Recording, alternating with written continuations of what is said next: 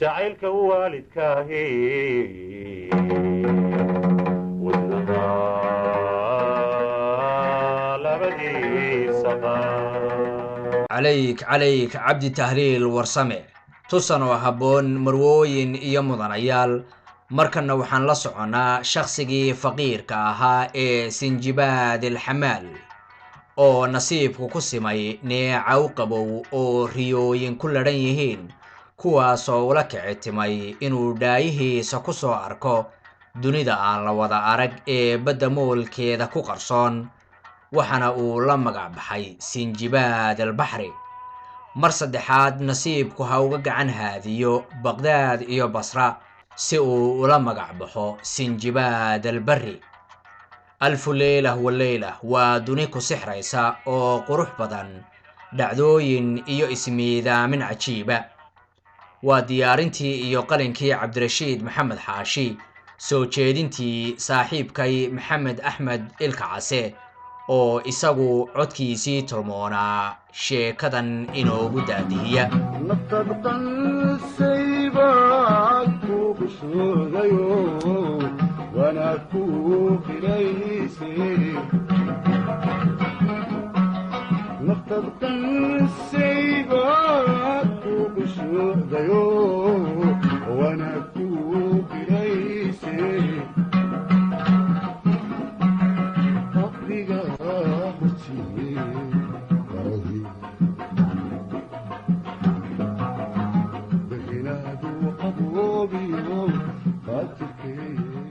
kun habeen iyo habeen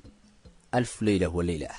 ama sida galbeedka looga yaqaano Arabian Nights waa 200 oo sheeko xariiro oo ay ku gurma go'an yihiin 1420 gabay sheekooyinkani waxay aad u caan baxeen 1704 markii uu aqoonyahanka Andiwan Jalan uu afka Faransiiska ku turjumay qarnigii 18aad iyo wixii ka dambeeyay aad baa bulshooyinka caalamku ay isugu gudbin jireen waxaa laga dheegan jiray habka loo curiyo sheekooyinka caruurta sawir gacmeedka iyo xataa muusikada waxaa ku jira sheekooyinka kun habeen iyo habeen magacyo murtilay badan oo aan la aqoon sida Calaa'adiin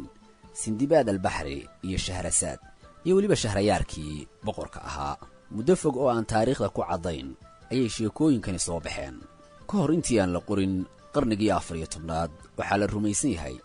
in sheekooyinkan lagu kordhiyay kuwa kaleeto oo qaarkood la iska garan karo in ay yihiin sheeko xariirooyinkii hore ee Hindiya qaarkoodna bari carab laga keenay dhulalka ay sheekooyinka alf leylah waleylah ay ka waramayaan qaarkood lama yaqaan qaarna waa la yaqaanaa waxaaba ka mid ah Ciraaq Suuriya iyo Masar mugdi badan ayaa la gashaa lahaanshaha sheekada iyo dalka lagu curiyay waxaase sida saxda ah loo badiyaa in sheekooyinka alf leylah waleylah ay yihiin sheekooyin carabeed sida magacoodaba ka muuqata Arabian Nights Hindiya iyo Faris ama Eeraanta maanta iyana waa loo saariyaa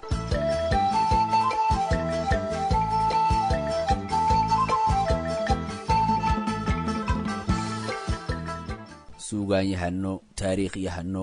qoraayo iyo hiddabaadhayaal caana ayaa tan iyo bilowgii qarnigii 20aad si isxigxigta u cadaynayay in sheekooyinkani ay islahaan ka soo jeedaan magaalada Baghdad ee waddanka Ciraaq qabsashadii Ciraaqna waxaa la qoray boqolaal buugaag iyo fikirro isku xidhaya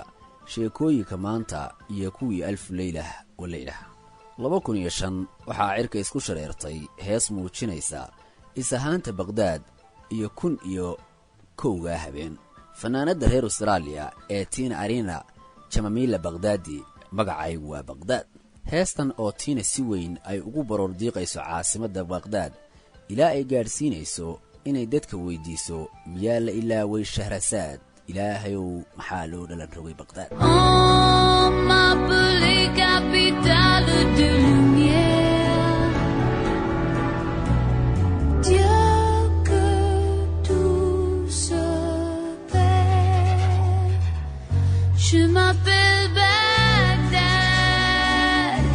waxay sheekooyinka kun habeen iyo habeen ka bilaamayaan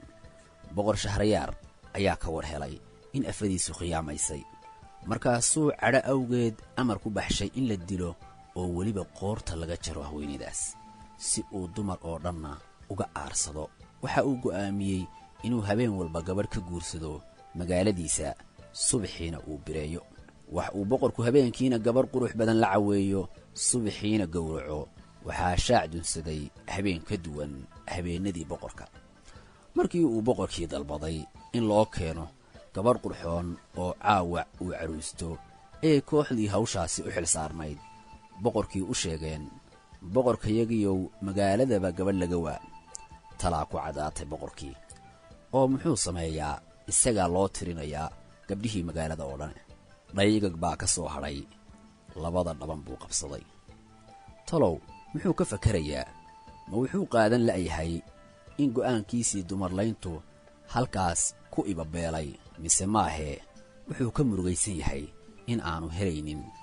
gabadh dambe oo uu guursado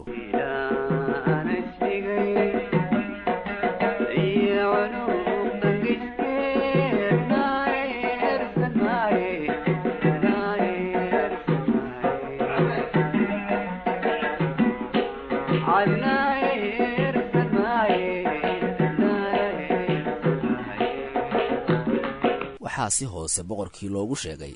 in wasiirka boqortooyadiisu uu leeyahay gabadh gashaantiya oo qurux loo dhammeeyey lana yidhaahdo shahrasaad boqorkii halhaleel ah la igu keeno gabadhaasi ayuu ku yidhi adeegayaashiisii warsan iyo guddoon oo keliya ayay ahayd jawaabtoodii markii ay shahrasaad ka war heshay in boqorku guursanayo ayay damacday inay ku dhaqaaqdo waddadii ay kaga badbaadi lahayd seefta boqorka waxay si hoose dhegta ugu sheegtay daniisaad oo ah walaasheed hoos uga yarayd in ay timaaddo guriga boqorka kana codsato iyada in ay sheeko wanaagsan uga sheekayso habeenka nolosheeda ugu dambaysa daniisaad sidii bay yeeshay waxay walaasheed ugu timid gurigii boqorka waxayna si naxariis leh ugu tidhi walaalay sida aan arko caawa ayaa noloshaada iigu dambaysa ee sheeko wanaagsan iiga sheekee iyada oo dhabta walaasheed ku laalaxashoonaysa shahrasaad waxay ka codsatay boqorkii shahrayaar inay walaasheeda yar u sheekayso ka hor inta aanu boqorku subaxii dhegta dhiigga u darin boqorkii wuu oggolaaday arrinkaas shahrasaad waa gabadh caqli badan garashana eebbe ku manaystay waxayna ku jalbeebisay sheeko cajiib ah oo xataa boqorkii jeclaystay inuu dhegaysto koob xiisa badan ayay sheekadii ku joojisay waxayna boqorkii ka codsatay in aanu dilin ilaa habeen dambe oo sheekada inta hadhay ay dhammaystiri doonto sidaas bayna shahrasaad habeen walba sheeko xiisa badan oo dhammaystirkeeda habeenka xiga la sugo boqorkii ugu jalbeebin jirtay ilaa uu habeenkii 11 boqorkii si dhab ah u jeclaaday gabadhii halkaas ayuuna ku guursaday shahrasaad waxay noqotay ooridii boqorkiina wuu ka toobad keenay dilistii gabdhaha magaaladii oo dhanna waxaa ka bilaabmay dabaaldegyo farxadeed alfu leylah waleylah waa dini ku sixraysa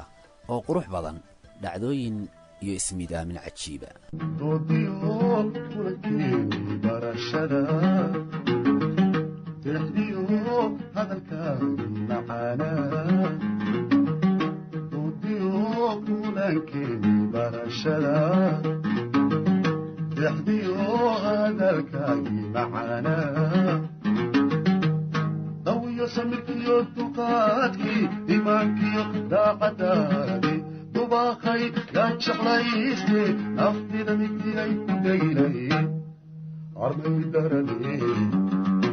adiga tahay armay darale adiga tahay